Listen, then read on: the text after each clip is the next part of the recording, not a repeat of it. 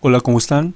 Habla el profesor William Mora y en este momento vamos a hablar del funcionamiento del motor eléctrico. Partes de un motor. Comencemos mirando el diseño global de un motor eléctrico DC simple de dos polos. Un motor simple tiene 6 partes, tal como se muestra en el diagrama. Una armadura o rotor, un conmutador, cepillos o escobillas, un eje, un imán de campo, una fuente de poder DC de algún tipo. Un motor eléctrico está compuesto de imanes, un motor los usa para crear movimiento. Si conoce un imán, conoce acerca de la ley fundamental de todos los imanes. Cargas opuestas se atraen e iguales se repelen. Así que si tiene dos imanes con sus extremos como norte y sur, entonces el extremo norte se atraerá con el sur. De otro lado, el extremo norte del imán repelerá el extremo norte del otro, y similarmente el sur repelerá el sur. Dentro de un motor eléctrico, esas fuerzas atractoras y repulsoras crean movimiento rotacional. En el diagrama se puede observar dos imanes en el motor. La armadura, o rotor, es un electroimán. Mientras el imán de campo es un imán permanente, el imán de campo puede ser un electroimán también, pero en los motores más pequeños no ahorra energía. Imanes y motores. Para entender cómo funciona un motor eléctrico, la clave es entender cómo funciona un imán. Usted puede aprender más acerca de los imanes leyendo. ¿Cómo funciona un imán? Un imán es la base de un motor eléctrico. Puede entender cómo funciona un motor si se imagina el siguiente escenario. Digamos que usted creó un imán simple envolviendo 100 veces alambre alrededor de un tornillo y conectándolo a una batería. El tornillo se convertirá en un imán y tendrá un polo norte y sur mientras la batería esté conectada.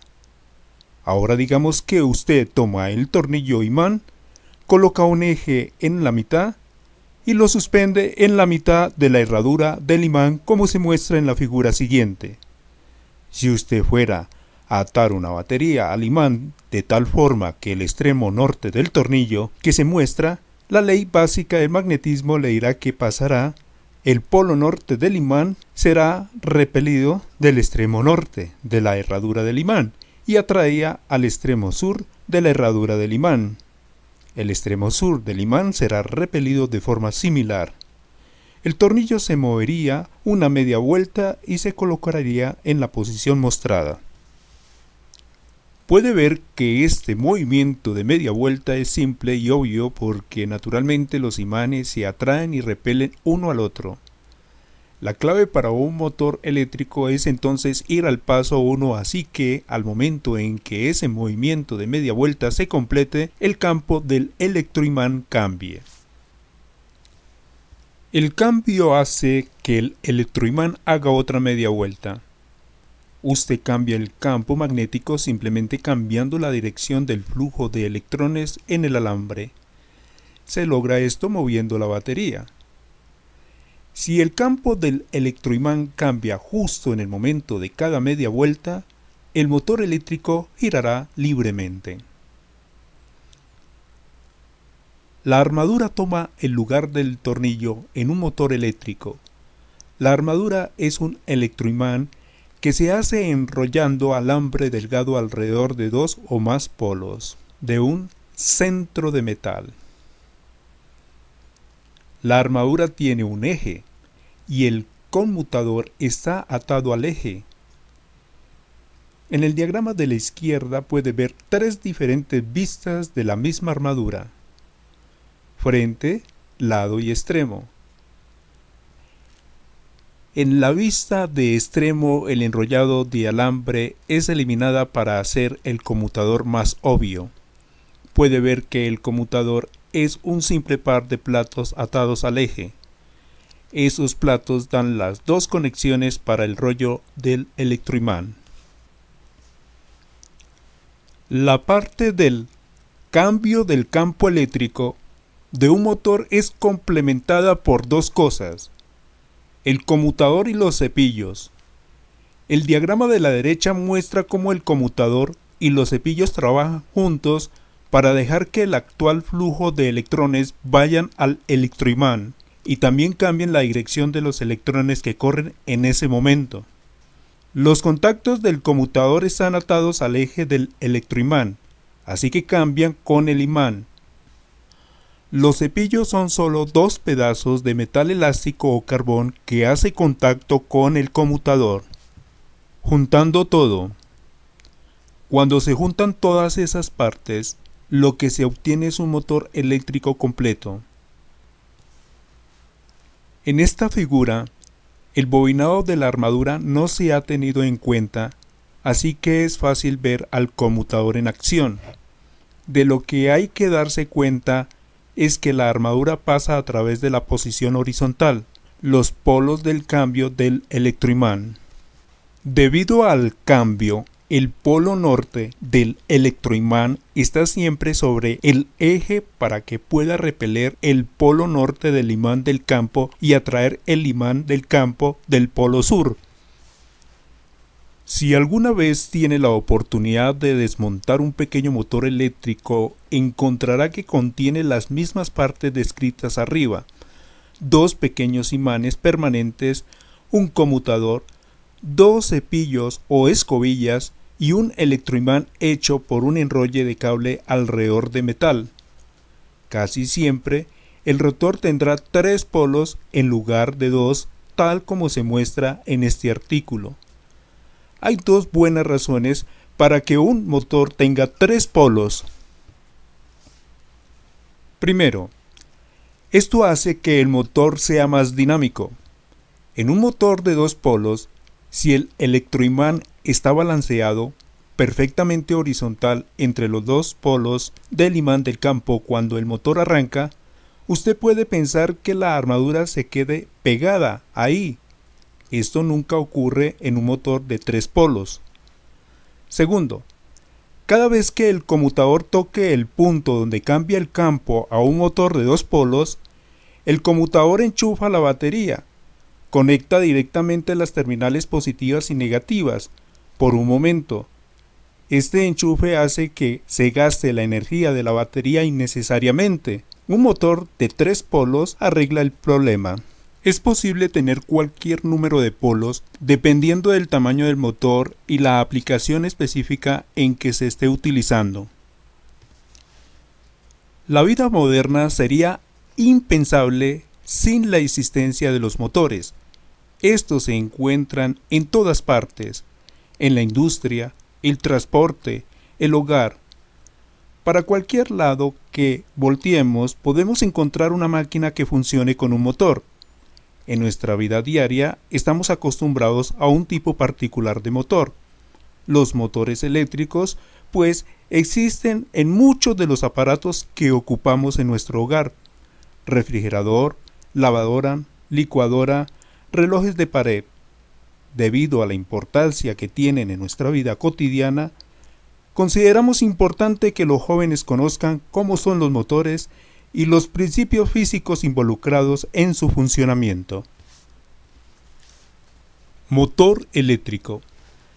Se denomina así al motor capaz de transformar la energía eléctrica que recibe almacenada en una serie de baterías en energía mecánica capaz de mover las ruedas del automóvil. Básicamente consta de dos partes, una fija denominada estator y otra móvil respecto a esta última denominada rotor. Ambas están realizadas en material ferromagnético y disponen de una serie de ranuras en las que se alojan los hilos conductores de cobre que forman el devanado eléctrico. En todo motor eléctrico existen dos tipos de devanados: el inductor, que origina el campo magnético para inducir las tensiones correspondientes en el segundo devanado, que se denomina inducido, pues en él aparecen las corrientes eléctricas que producen el par de funcionamiento deseado. Los motores eléctricos se clasifican en dos grandes grupos según el tipo de corriente que necesita el inducido para su funcionamiento, de corriente continua y de corriente alterna. Motor eléctrico de corriente alterna. Funcionan con corriente alterna y se dividen en dos grandes grupos, asíncronos y síncronos. En los motores eléctricos asíncronos, el inductor es el estator y el inducido es el rotor. Son motores de simple construcción, robustos, de bajo coste y con poco mantenimiento, al carecer de escobillas y colectores en rozamiento. En su contra de cara a la utilización en automóviles está su tamaño, que lo relega casi a uso industrial, y la dificultad para su control cuando hay que trabajar con velocidades de giro variables. Por su parte, en los motores síncronos, el inductor es el rotor y el inducido el estator. Ofrecen los mejores resultados para su utilización en el automóvil por su elevado rendimiento, ya que al encontrarse el inducido en el estator se facilita la evacuación de calor. Motor eléctrico de corriente continua. Funciona con corriente continua. En estos motores, el inductor es el estator y el inducido es el rotor. Ver motor eléctrico. Fueron los primeros en utilizarse en vehículos eléctricos por sus buenas características en tracción y por la simplicidad de los sistemas de control de la electricidad desde las baterías. Presentan desventajas en cuanto al mantenimiento de algunas de sus piezas, escobillas y colectores, y a que deben ser motores grandes si se buscan potencias elevadas, pues su estructura, y en concreto el rozamiento entre piezas, condiciona el límite de velocidad de rotación máxima. El motor eléctrico, el descubrimiento de Ørsted en 1819, de que una corriente eléctrica podía generar un campo magnético a su alrededor, sentó las bases para la invención del primer motor eléctrico. Su funcionamiento es el siguiente. Supóngase que se enrolla una bobina alrededor de un cilindro de hierro y que ésta se fija en un eje, alrededor del cual puede girar. Si metemos la bobina dentro de los polos de un imán permanente y se hace pasar una corriente eléctrica por ella, ésta se vuelve un imán que puede girar dentro del imán permanente. Los polos de los imanes ejercen fuerza entre sí. Por consiguiente, la bobina experimenta fuerzas que la hacen girar alrededor del eje. Si se conecta adecuadamente el eje, por medio de poleas y bandas, se puede aprovechar el giro de la bobina y realizar trabajo mecánico. De esta manera es posible transformar la energía eléctrica de la batería en energía mecánica para mover algún objeto. Al dispositivo que funciona de esta forma se le llama motor eléctrico. En 1837, L. Davenport construyó el primer motor eléctrico para uso industrial. Alrededor de 1845, Charles Weston reemplazó el imán permanente del motor por un electroimán accionado por una batería externa, logrando un motor más efectivo. Posteriormente se fueron añadiendo diferentes mejoras, pero el principio básico de su funcionamiento era el mismo que hemos descrito.